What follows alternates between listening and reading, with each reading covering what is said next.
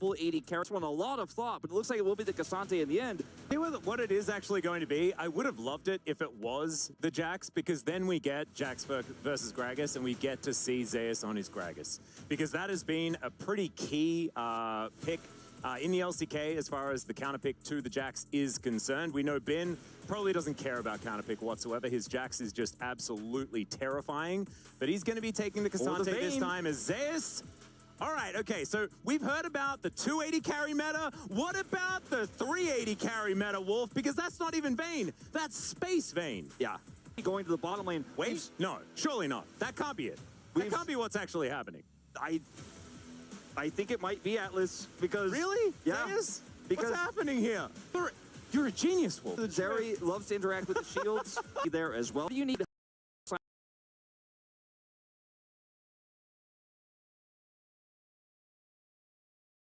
things, and I'm looking forward to seeing what Zeus can do, because if you look back to Zeus's performances on range champions, he debuted on Gnar. His Gnar has been incredible, but at MSI, his Vayne was utterly terrifying. He was incredible on that champion, and now he's got another champion where you need extraordinarily high APM. So I just can't wait to see what's going to happen here in the very first game of the EWC. T1 already cooking, and honestly, everyone's cooking extraordinarily hot here, and it's really heating up the hot plate for T1. And here we are, onto the Rift for the very first game. Both teams making their way out now, and I just hope that we're glued to the top lane. That's all I want, Wolf, for this whole game. I just want to see how this one's going to go, see whether we get the all out into Zeri skate away interactions. Or maybe Ben just says, don't stop it with the funny business. I mean, I'm just going to kill you. As Zeus has even taken the barrier just for as much lane control as possible. Absolutely. On will be able to avoid the Zenith Blade here, but one thing I really like about this Zeri pick, or just any range top into this Cassante in general with this draft for T1, you mentioned it, the clear speed of the Zyra is going to be massively faster than what Owner can provide on this Sejuani. So you're going to need lane prio and a lot of control for Owner to make an impact in the lanes in the early game. The Zeri is definitely going to allow for that. The Kai'Sa lane with the Leona bottom lane also can be a power lane where you can get that advantage over the Ezreal. So it gives a ton of agency to otherwise very slow jungle pick here for Owner.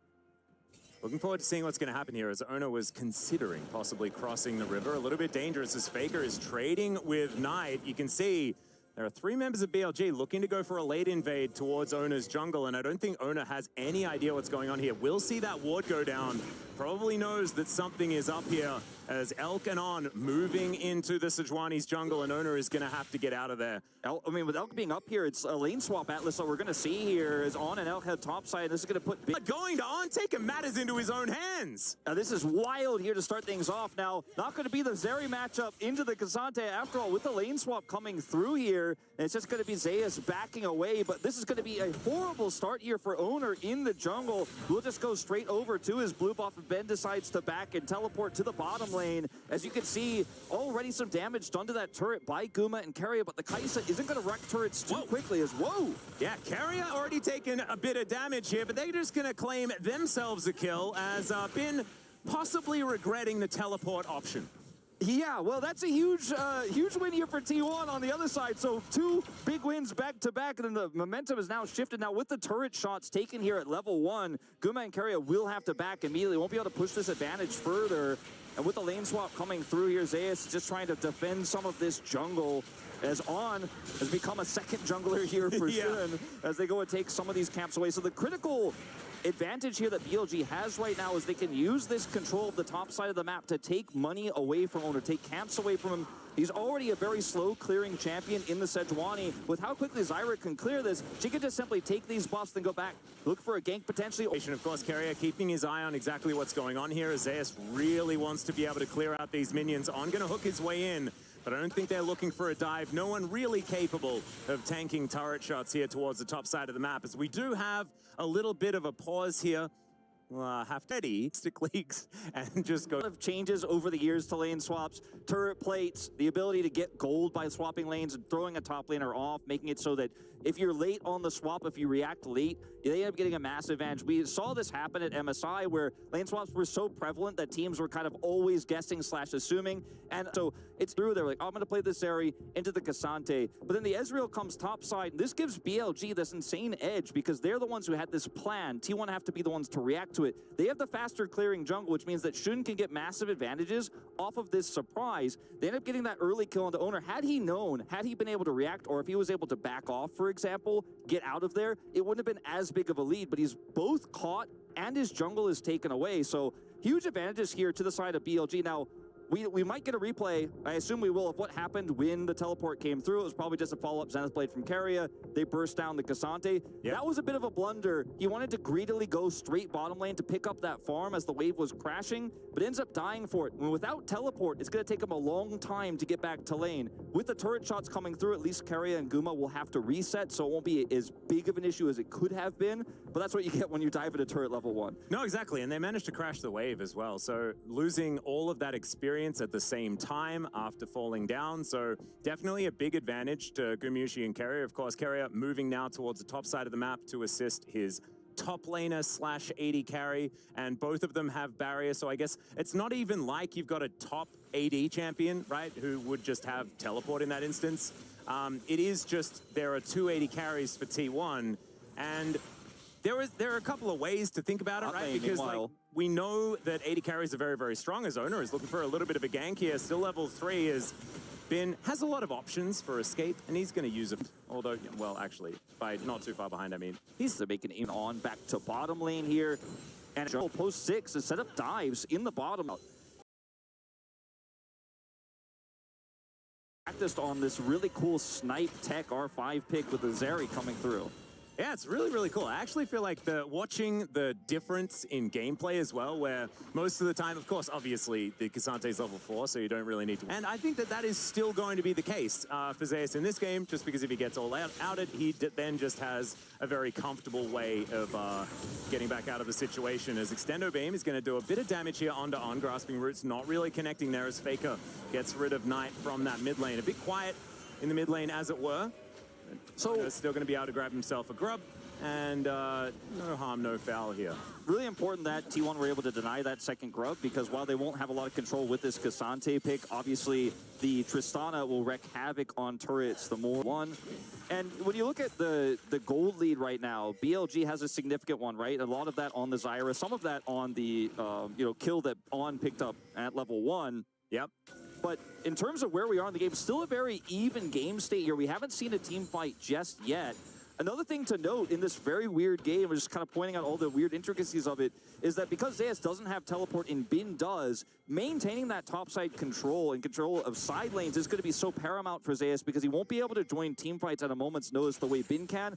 That Shun having a lot of money is actually still fantastic because he's Zyra, and even if he dies, if he does a bajillion damage before doing so, it is... And we know that Bin in team fights is incredibly scary at the same time, so I think it's going to come down to what this next team fight is going to look like, as BLG look to take the first dragon of the game. Looks to be uncontested here as well, as the Chemtech Drake is going to be taken down. So first one going to be a Chemtech, second one going to be a Cloud. So no Cloud Soul, I'm a bit sad about that, but that's fine.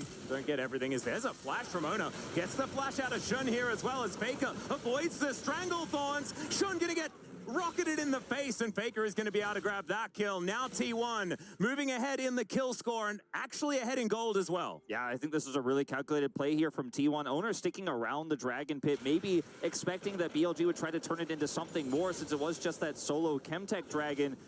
Being able to shadow, make sure there's no dive set up there on Guma, but then seeing an opportunity with Faker having that angle. The angle on the Valkyrie there was fantastic as well, avoiding the big ultimate coming through. It's going to force a flash out of Shun. Slow comes through. Faker's angle here means that, yes, he does get caught by the root, but isn't actually hit by the ultimate. He's just on the edge of it there.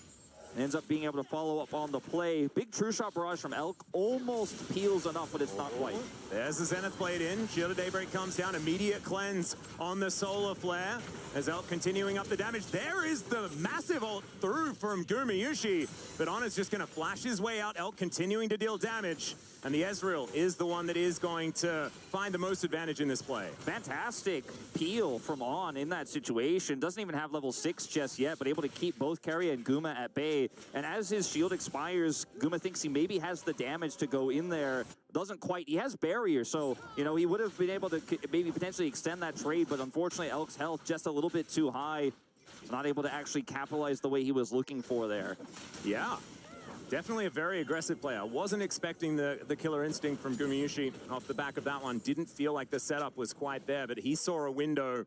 On was able to answer very, very nicely. And taking these summoner spells over and over again, going to be very, very important as Gumayushi does complete his first item on making his way over, as Faker has a lot of friends in his lane. Carrier moving over as well on full vision at the same time as the grasping roots will connect. Of course, Eclipse is just completely ridiculous, so that's going to avoid taking too much damage here. And BLG taking control once again. Carrier on a good angle here. Solar Flare back up. They need to respect this, and I don't think they can actually break through this choke point anymore. Guma returning as well here, and this is going to be 3 more grubs. It looks like going to T1, no contest whatsoever. Elk trying to push out this top side, but Guma can clean that up. Zeus will match the Cassante push bottom side. I think Bin picked up a plate or two. Yes, he did. You can see it picture there. Nice attempted steal by Elk, but he's in trouble. Yeah, going to be able to Arcane Shift out as Ona. Just Arctic Assault away, so not wanting to greed for the final grub. And so that is going to be a pretty even trade between the two, as you can see at the top of the screen right there. 3 grubs apiece on both sides. Of course, Tristana very happy to have a few grubs, but stopping her from getting to 4 is going to feel pretty good, as Phosphorus Bomb going to be avoided here by Knight. Pretty quiet as far as the BLG mid laner is concerned, and that has been what we've been kind of hearing about Knight so far this season. As Zeus actually going to get caught as he tries to dash away. The Q comes out. There's the ulti, as All Out is going to be utilized here by Bin. Decides instead, doesn't want to try and tango with the Zeri at this point in time. Just a trade of ultimates here for the top laners. Yeah, once you've used your Q3 there's not much else Bin can offer here. You got Zeus' ultimate as Knight, once again, trading with Faker. Faker having a fantastic laning phase here. We haven't seen too much of it, and it hasn't been Faker crushing the lane, but he is winning Corki versus Tristana. Somewhat of a rarity in the LCK. As you can see, Carrier and Ona are looking for potential picks. Shun. Yeah, Ona moving on over, finds the Glacial Prison there, as they at least manage to land the Stranglethorns, but Zeus will come over and just executes the Zyra. Caught in her jungle, and T1 really starting to take control now. Yeah, Zeri just utilizing that extra push, taking the opportunity to go over there and look for a assist on the gank there, as Ben does have teleport back up. We'll be able to get back to the top lane, actually looking for the river, or sorry, bottom lane, looking for the river TP there, but not going to punish the back of Zeus. So strange to see a Zeri in the bottom lane as a side lane, as an 80 carry top, but that's the world we're living in, at least here in game 1. And a successful pick there onto Shun. He tries to ult his way out of it, but does not have flash, so nothing really he can do there. Second dragon of the game, the Cloud Dragon you mentioned, is up in 30 seconds here. And this is going to be a big sticking point here for T1. If they give 2 dragons, that is potentially going to be a big problem if the Soul is relevant with Chemtech already there. Big chance. Yeah, Zeus once again going to be ulting. Ona moving on over, as Bin's going to have to flash this time, but the Arctic Assault will still collect the knock-up. And Bin, nowhere to go, no chance. And Zeus, he gets another one. And Wolf, are we getting towards certification territory? Yeah, I think I'm ready to stamp it. I mean, 2 kills to this area in the top lane. And it's a bit of a puzzling choice. I mean, Bin just greeting super hard for plates there, sticks around. They have no control over the Dragon Pit. Now they have even less, as there's wards everywhere. As they're going to try to make a topside cross map here onto Faker. He's got Flash and Valkyrie. Yeah, Depth Charge going to start this dive up. It's a fantastic Valkyrie to get Faker out of the way, but I don't know whether he's going to survive this one. There's the Stranglethorns, and there is the kill. As the sacrifice from Shun. Is that an execute, or was that actually a kill? I didn't actually see it. My brain didn't process it. I think it was a kill. 2-1 and 0, so I think it was a kill. So yeah, just a 1-for-1. That is going to be Drake going over to T1, and so probably not the worst death here for T1. Probably typing some worths in all chat, you could say. Especially considering it's an Infernal Dragon coming over here, or the Infernal Soul, excuse me, as our soul for this one. So T1 are able to deny the 2 Drake stack here for BLG.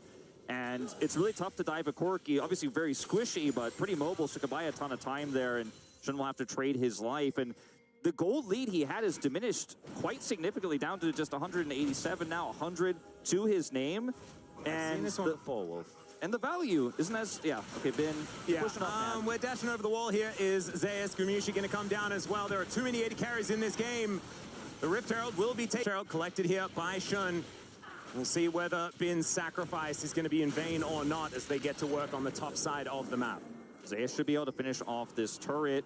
Maybe the first of the game before that Herald gets dropped. I mean, they have a 3-grub Tristana here, so they may be able to answer in return, but again, Shun's just going to explode.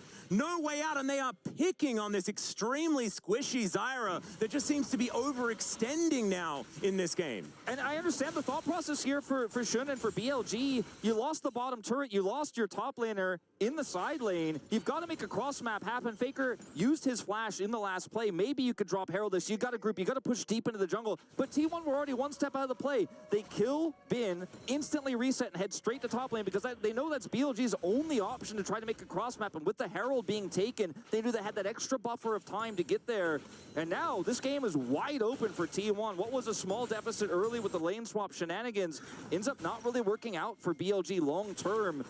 It's a 3,000 gold lead for T1 now. A 3-kill Zeri can clear these waves so incredibly quickly. And Bin, you know, Cassante, we've talked about it in the past, what he could do with very little stats, with very little items, with low econ and lane swaps before. But against the Zeri, it's a different story. Yeah, I agree. I think that sometimes it doesn't. This time it's 50% health, but still going to be able to clear out the wave and get all that work done. Zayas has taken an inner turret on the bottom side of the... With her Q, she could just kind of zap them down, and she does a lot of damage to them. She has 3 grubs as well, but she has Shiv as well, and she's had it for a while, but Static Shiv isn't really consistently built in the top lane, especially in a tank meta like this where we have very slow clear. There's not a lot of split pushing happening. He's not a top laner. Yeah, I mean... We've just got 280 carries. That's just how it is. You mean 3? Sorry, yes, 3. I don't know. Yeah, I mean, Corki has been in mid lane for long enough for me to... I can at least conceptualize it. I can't conceptualize Zeri as a top laner. I refuse. It's just crazy the value he's gotten out of it when given those kills by Bin. I mean, been really trying to greed for some plate gold there with the deficit he had. You can understand the thought process of why he would want to push up. Thought T1 were gone, but those 3 deaths really stacked up against him now. And you have a fed Zeri who now already has Shield Bow online here at 17 minutes. You have a Kaisa that also has insane wave clear with the Shiv. And there's Corki that's so powerful in the mid game with Triforce. Able to sidestep the Glacial Prison. I say Azona is probably going to miss that one, actually, as True Shot Barrage is going to sail towards Faker and Carrier, but it's not going to take out any of these minions, and Knight's not going to be able to protect his turret here, as it will go down. So Faker and Carrier getting themselves some plate gold, some turret gold here towards the top side, as BLG once again roaming up, but perhaps a little bit too late here as Carrier is going to get missed by the hook, but still, they are going to get there. The Eclipse is eating a fair bit of this, but still, Shun is going to be able to grab the kill onto the Leona. And BLG answering back, trying to take whatever they can here on the rift that is left for them.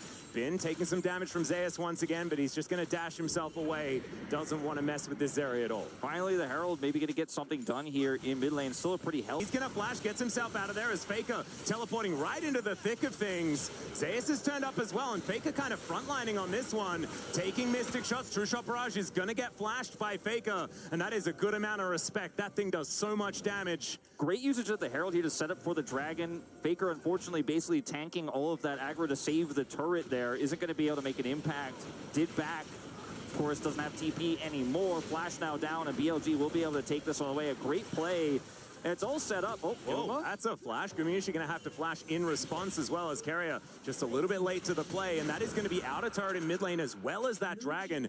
And BLG fighting back brilliantly, also getting some space here on the bottom side, and it feels like the tempo has shifted so quickly in favor of BLG off the back of that Herald play. Yeah, and it all comes down, I mean, it starts off, it's a set of dominoes. Remember the top side turret being taken there by T1. True Shot Barrage came out from Elk, interrupts Carrier's back, then he's delayed, then he's caught, then Herald gets dropped, and these dominoes start falling very quickly for T1. Their gold lead, for the most part, was in those kills onto Bin, and then the turrets they took early. So many turrets available here for BLG to catch up on gold. They pick up 2 of them in quick succession there, the Dragon as well as that kill onto Carrier. They're back in the game. Still a huge gold lead here, still a big Zeri problem to contend with, but at least fighting back to a certain extent here. I still give a huge edge to T1 in the current game state, but BLG showing that they can play the map, they can punish T1.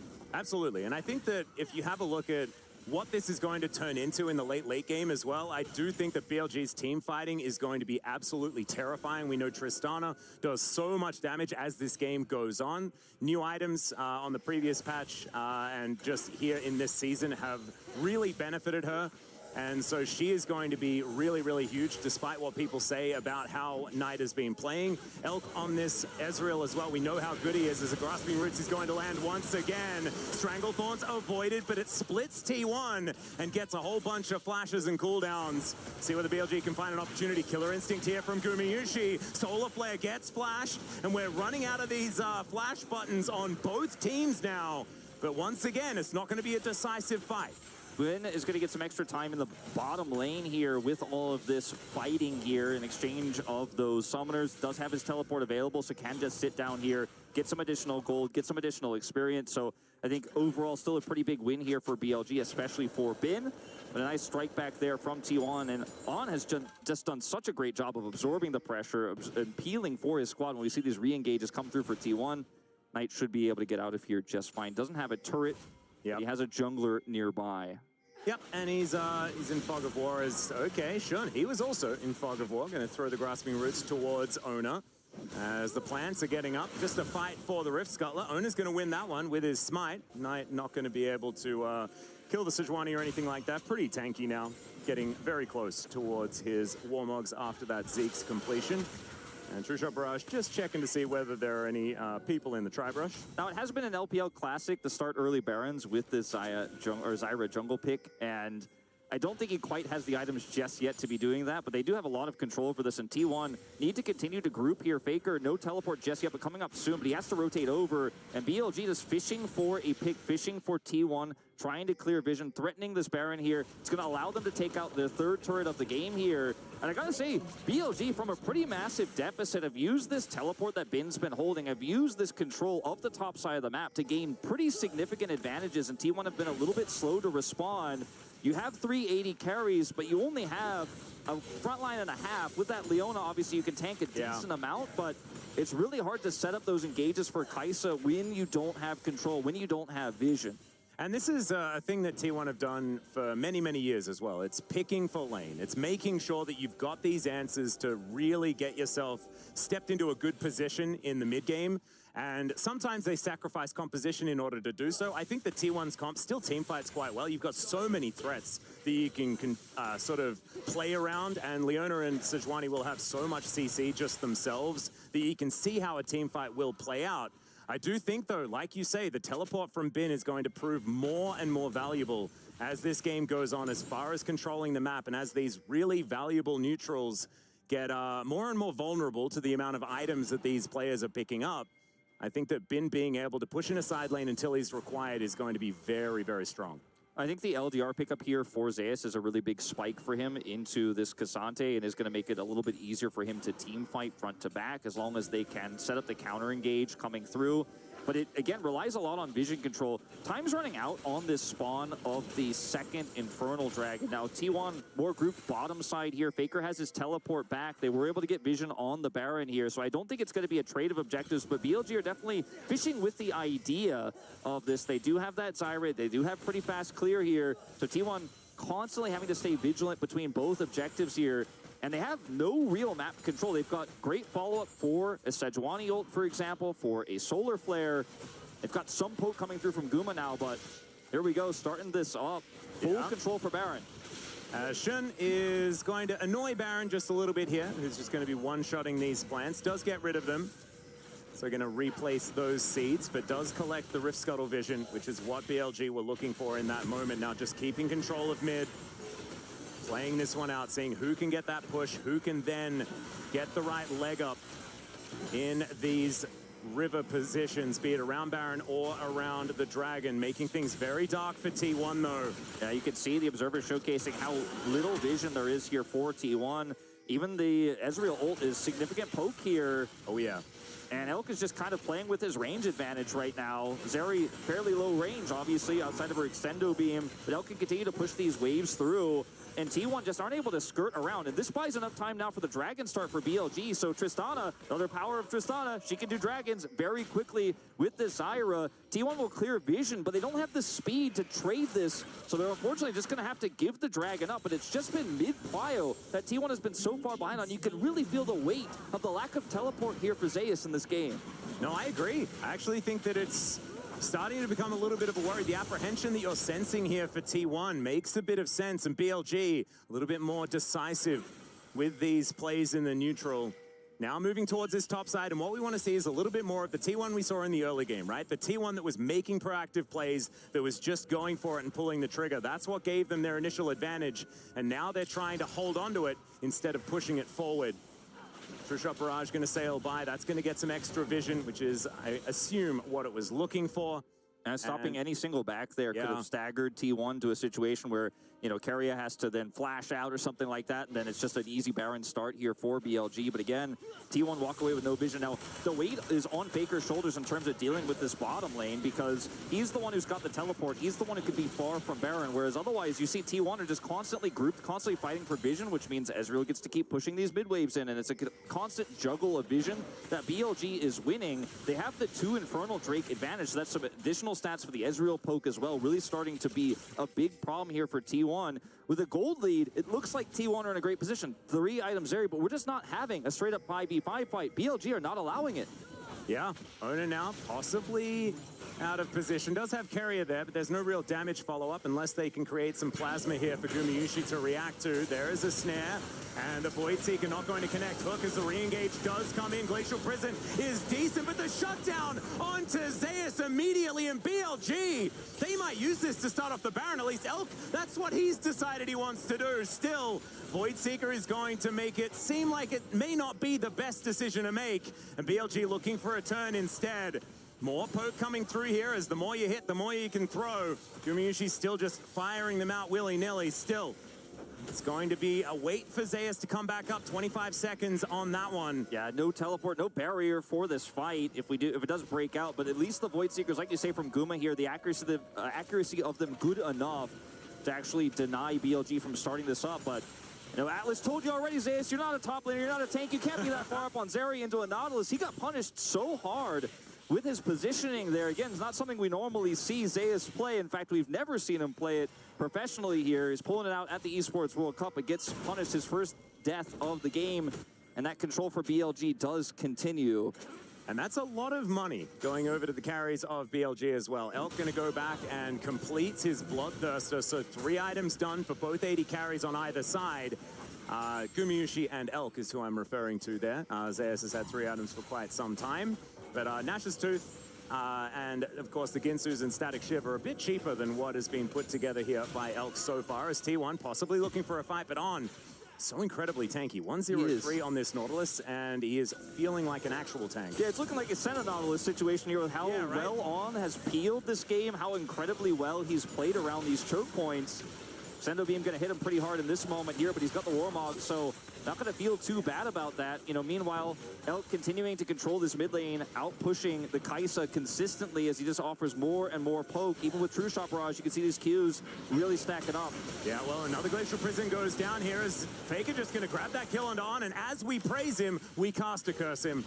And he is going to be taken out there. So 1 killed on the side of T1 into 1 killed on the side of BLG. BLG weren't able to push the envelope too far after their last pick. We'll see what T1 can do with theirs. It's such a neutral fight here over Baron Vision. It just continues to rotate, and 1 pick alone isn't enough to actually wrestle it back. In fact, it's often the team that gets the pick that uses more resources than has to pick up some items, and then the other team juggles it back. And we're just constantly playing Ring Around the Rosie here in this river brush. BLG now taking their back timer. T1 will rotate over and grab control.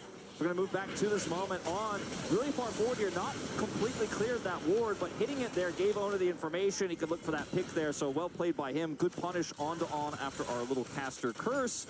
But this really reminds me of the old, like, when Shiv first came out, we were seeing everybody build Shiv, and it was Shiv LeBlanc in the mid lane. It was just teams trading waves against each other. Does feel like that a little bit here, but BLG have constantly maintained that control, and the gold lead has shrunk ever so little. Every single one of these rotations, BLG is getting the better trade of it.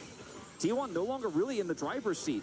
No, and especially not if they lose out on this Drake, because that's Infernal Soul. BLG with a lot of control of the map right now, because they can give up a Drake. You know, not the end of the world. T1, they cannot afford to. Giving away 3 Infernals and Soul is just kind of ridiculous.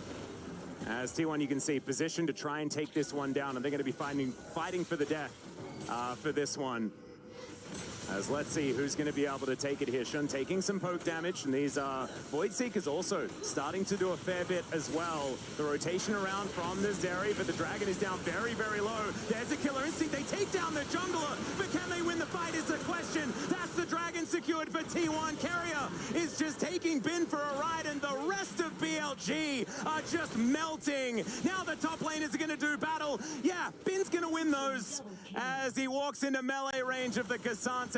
Still, it's going to be a one-team fight, and still T1 are going to look towards this Baron. Yeah, T1, they win more than just the Dragon. They'll get that Baron. You know, you lose a support, you lose a pseudo top laner in Zeus' Zeri. It doesn't matter, though. T1 have the damage to rush this Baron down. There's no one left really to contest. Only Bin stands on the graves of his teammates. Look at how this fight sets up. Look at where Zeus is. He's not even here initially. It's just a great collapse onto Shun, and T1's target selection in this fight is fantastic. Then Zeus swoops in. Knight can't actually turn or carry. Bin is denied entry back into the fight. This might have been a bridge too far. Unfortunately, Zeus walking straight into that Q3.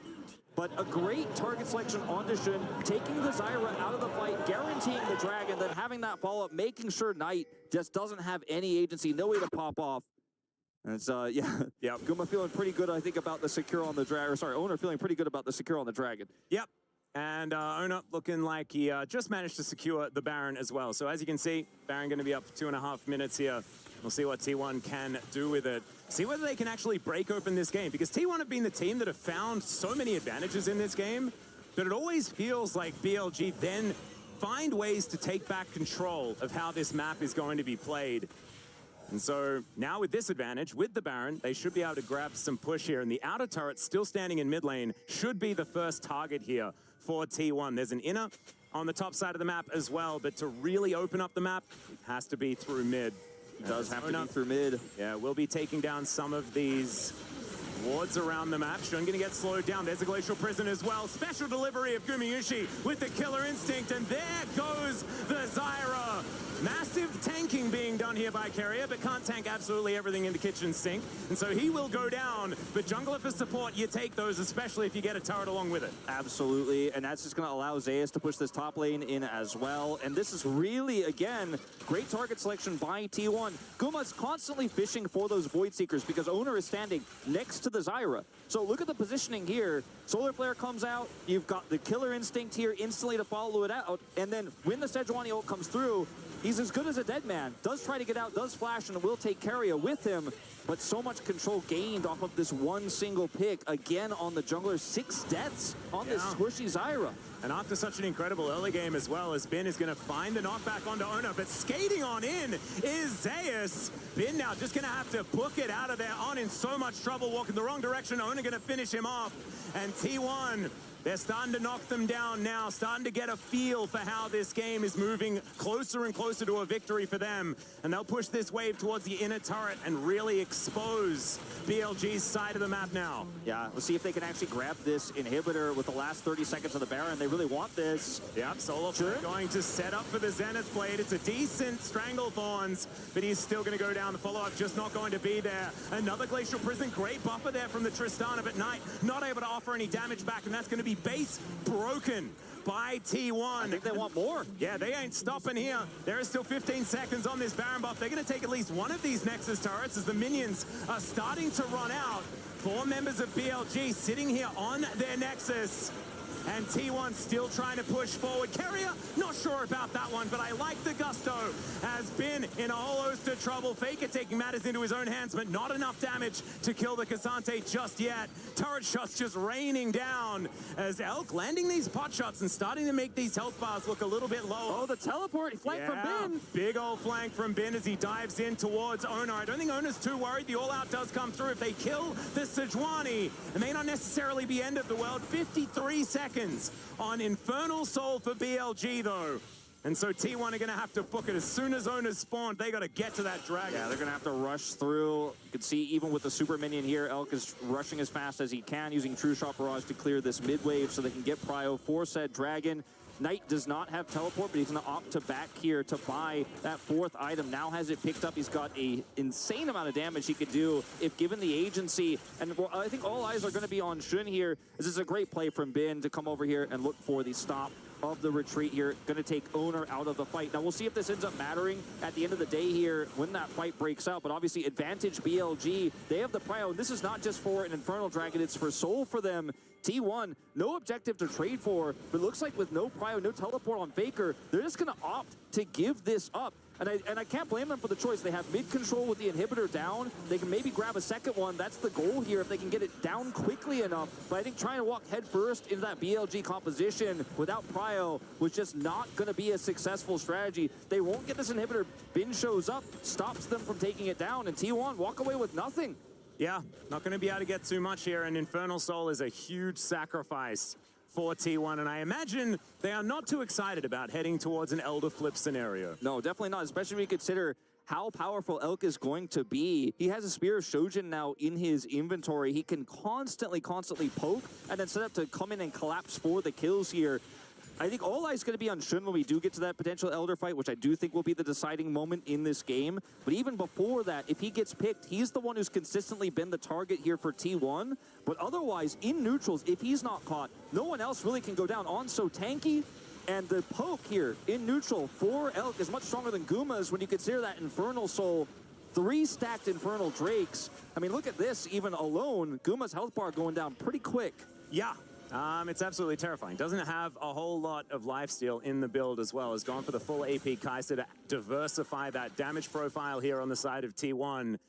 As Zeus, I hope for his sake that they're able to get a clean team fight, because we have been critical of Zeris that don't build GAs in the past. By in the past, I mean last week, maybe even less than a week ago. It was very recently.